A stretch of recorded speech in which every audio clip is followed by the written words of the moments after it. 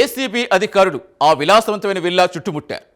ఆ దెబ్బతో దేవాదాయ శాఖలో ఒక భారీ అక్రమ సామ్రాజ్యం కుప్పకూలిపోయింది. సర్వీసులో చేరి పట్టుమని 6 ఏళ్లు కూడా కాలేదు. కానీ సంపాదన చూస్తే కోట్లు దాటిపోయింది. కేవలం 6 ఏళ్లలో ఒక సాధారణ ఉద్యోగి అంత భారీ స్థాయిలో ఆస్తులు ఎలా కూడబెట్టారు? ఆమె వెనుక ఉన్న ఆ పొలిటికల్ పవర్ ఏంటి? భక్తికి నిలయాలైన ఆలయాల భూములు తన సొంత లాభం కోసం ఎలా వాడుకున్నారు? ఏసీబీ సోదాల్లో బయటపడ్డ ఆ షాకింగ్ నిజాలేంటి? అసిస్టెంట్ కమిషనర్ శాంతి అక్రమ పర్వంపై స్పెషల్ రిపోర్ట్.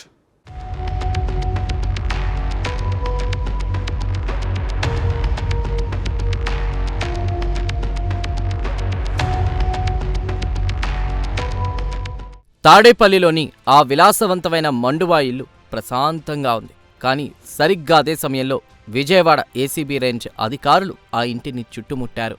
డీఎస్పీ శ్రవంతిరాయ్ నేతృత్వంలో అధికారులు మెరుపు వేగంతో లోపలికి ప్రవేశించారు. దేవాదాయ శాఖ సహాయ కమిషనర్ శాంతి ఇంట్లో ఏకకాలంలో సోదాలు మొదలయ్యాయి. కేవలం తాడేపల్లిలోనే కాదు, ఉండవల్లి, విశాఖపట్నంలోని 4 వేర్వేరు ప్రాంతాల్లో అధికారులు దాడులు చేశారు. ఈ ఆకస్మిక దాడితో ఆ వివాదాస్పద అధికారిని ఒక్కసారిగా ఉలిక్కిపడ్డారు. అధికారులు అడిగే ప్రశ్నలకు సమాధానం చెప్పలేక నీళ్లు నమలాల్సిన పరిస్థితి ఏర్పడింది.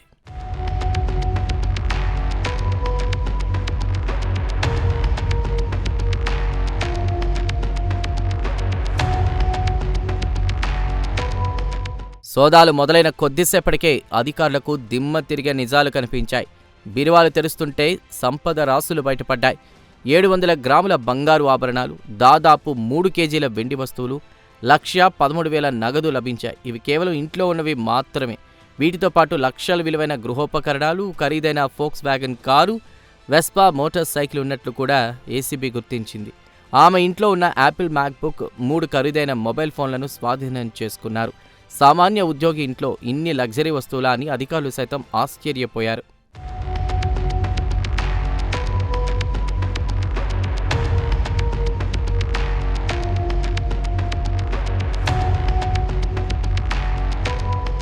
శాంతి అక్రమ సంపాదన కేవలం బంగారము, నగదు దగ్గరే ఆగలేదు. విశాఖపట్నం శివార్లలోని ఎండాడలో అత్యంత ఖరీదైన ఫ్లాట్, తాడేపల్లి కుంచనపల్లిలోని బ్రూక్ఫీల్డ్లో కోట్లు విలువ చేసే విల్లా ఆమె పేరు మీద ఉన్నట్టు అధికారులు ఆధారాలు సేకరించారు. ప్రస్తుతం ఆమె నివసిస్తున్న మండువా ఇల్లు అత్తగారి పేరుతో ఉన్నట్లు గుర్తించిన అధికారులు దాని కొనుగోలు వెనక ఉన్న రహస్యాలను కూడా ఆరా తీస్తున్నారు. విజయవాడ 1 టౌన్లోని యూనియన్ బ్యాంక్లో ఒక లాకర్ ఉన్నట్లు గుర్తించడంతో అధికారులు అలర్ట్ అయ్యారు. కోర్టు అనుమతితో ఆ లాకర్ తెరిస్తే ఇంకా ఎంత అక్రమాస్తుల రహస్యాలు బయటపడతాయోనని అంతా ఉత్కంఠగా ఎదురుచూస్తున్నారు.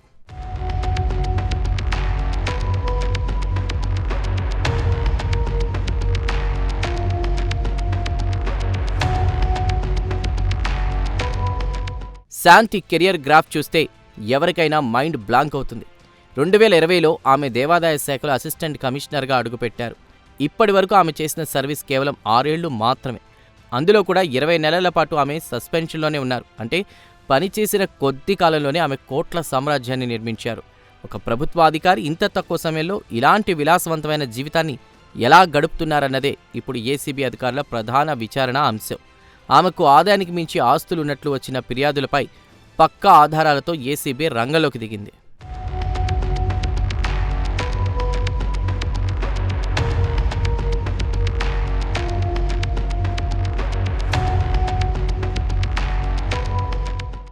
కేవలం 6 ఏళ్ల సర్వీస్, అందులో దాదాపు 2 ఏళ్ల పాటు సస్పెన్షన్. మరిన్ని కోట్లు ఎలా వచ్చేస్తాయి?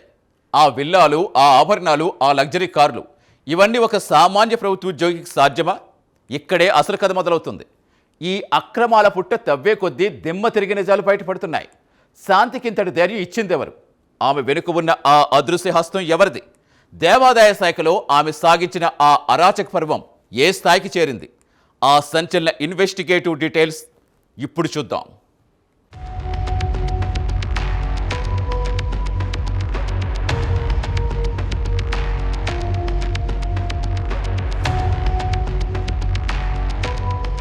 శాంతికి అప్పటి వైసీపీ ప్రభుత్వంలోని అధికార పార్టీలోని ఒక అగ్రనేత, ముఖ్యంగా ఒక రాజ్యసభ సభ్యుడితో ఉన్న అనుబంధమే ఆమె అక్రమాలకు ప్రధాన కారణమని ఆరోపణలున్నాయి. ఆ ఎంపీ అండతో ఆమె దేవాదాయ శాఖలో ఒక రాణిలా వ్యవహరించారు. నిబంధనలను ఉల్లంఘించడం ఆమెకు ఒక అలవాటుగా మారింది. ఉన్నతాధికారులు ఎవరైనా ఆమెపై చర్యలు తీసుకోవాలని ప్రయత్నిస్తే వెంటనే ఆ ఎంపీ నుంచి ఫోన్లు వచ్చేవి. ఆ ఒత్తిడితో అధికారులు వెనక్కి తగ్గేవారు. రాజ్యసభ సభ్యుడు విజయసాయిరెడ్డి గతంలో చేసిన ట్వీట్లకు ఆమె స్పందిస్తూ మీరు వైసీపీకి వెన్నెముక అంటూ రీట్వీట్ చేయడం ఆమె రాజకీయ పలుకుబడికి నిదర్శనం.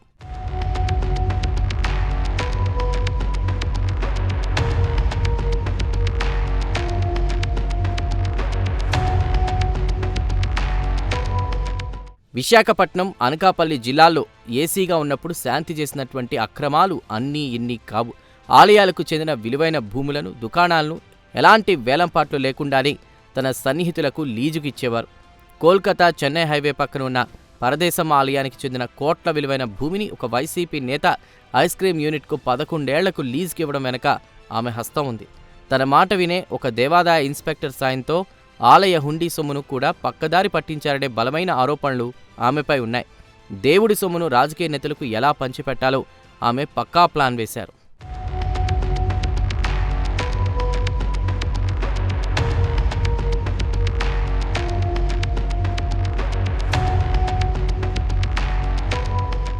అవినీతి మాత్రమే కాదు, శాంతి తన అహంకారంతో పై అధికారులను సైతం లెక్క చేయలేదు.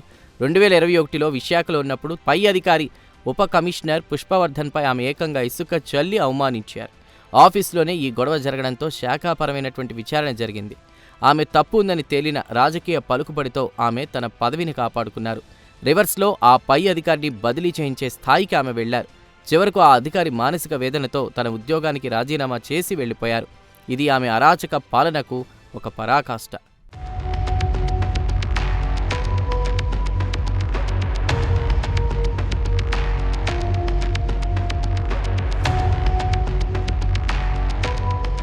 శాంతి వ్యక్తిగత జీవితం కూడా ఎన్నో మలుపులు, వివాదాల కలయిక. దేవాదాయ శాఖ నిబంధనలకు విరుద్ధంగా ఆమె ప్రవర్తించారు. మొదటి భర్త మదన్ మోహన్కు విడాకులు ఇవ్వకుండానే సుభాష్ అనే వ్యక్తిని రెండో వివాహం చేసుకున్నారు. అంతేకాదు తనకు జన్మించిన మగబిడ్డకు ఆ సుభాష్ రెడ్డి తండ్రి అని బహిరంగంగా ప్రకటించి సంచలనం సృష్టించారు. తన మొదటి భర్తకు వ్యతిరేకంగా విలేకరుల సమావేశం పెట్టి విమర్శలు చేయడం అప్పట్లో చర్చనీయాంశమైంది. ఈ వ్యక్తిగత వ్యవహారాలు కూడా ఆమె కెరీర్పై ప్రభావాన్ని చూపాయి. కానీ రాజకీయ అండతో అవన్నీ కొట్టుకుపోయాయి.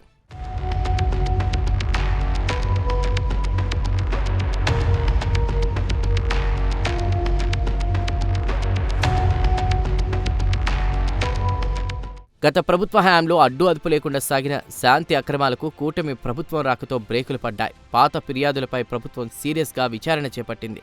సస్పెన్షన్ వేటుపడిన శాంతి మాత్రం తగ్గలేదు. తన సస్పెన్షన్ను సవాల్ చేస్తూ హైకోర్టును ఆశ్రయించారు. ఏడాదిలోపు విచారణ పూర్తి చేసి చర్యలు తీసుకోకపోతే తిరిగి పోస్టింగ్ ఇవ్వాలన్న నిబంధనను ఆమె తనకు అనుకూలంగా మార్చుకున్నారు. దీంతో కోర్టు ఆదేశాల మేరకు ప్రభుత్వం మార్చి నెల 24న ఆమెపై ఉన్న సస్పెన్షన్ను ఎత్తివేసింది. ఆ మర్నాడే ఆమె కమిషనరేట్లో జాయినింగ్ రిపోర్ట్ ఇచ్చి కొత్త పోస్టింగ్ కోసం ఎదురు చూస్తున్నారు.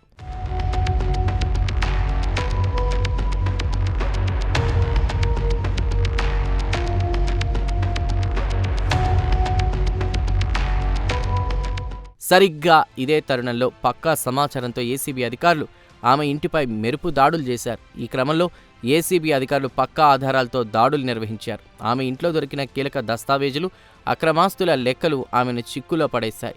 గంటల తరబడి సాగిన సోదాల అనంతరం ఆమెను ఏసీబీ అధికారులు అరెస్ట్ చేశారు. ప్రస్తుతం ఆమెపై ఆదాయానికి మించిన ఆస్తుల కేసు నమోదైంది.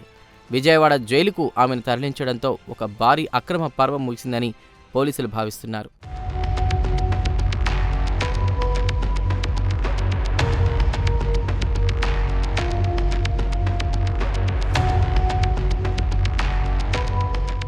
ఏసీబీ కోర్టు శాంతికి ఈ నెల 21 వరకు రిమాండ్ విధించింది. దేవాదాయ శాఖ కమిషనర్ ఆమెను నిర్బంధ పదవి నుండి విరమణ చేయించాలని ఇప్పటికే ప్రభుత్వానికి ప్రతిపాదించారు. దేవుడి సొమ్ముతో, అధికార గర్వంతో విర్రవీగిన ఒక అధికారిని ప్రస్థానం నేడు జైలు పాలవడంతో దేవాదాయ శాఖలో చర్చ మొదలైంది.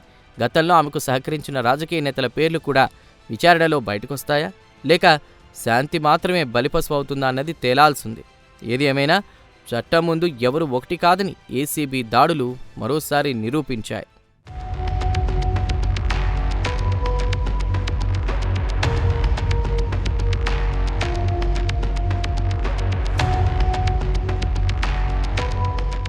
దేవుడికి దక్కాల్సిన సొమ్మును ప్రజా సంక్షేమానికి వాడాల్సిన అధికారం తన స్వార్థం కోసం వాడుకుంటే పతనం ఎలా ఉంటుందో శాంతి ఉదంతో నిరూపించింది. అధికారులు తమ విధి నిర్వహణతో నిబద్ధతతో ఉండాలని అక్రమాలకు పాల్పడితే చట్టం ఏనాడైనా శిక్షిస్తుందని ఈ ఉదంతం ఒక హెచ్చరిక. దేవాదాయ శాఖలో ఇలాంటి అవినీతి మంగళాలు నెరవేస్తేనే భక్తులకు ఆలయాలకు న్యాయం జరుగుతుంది.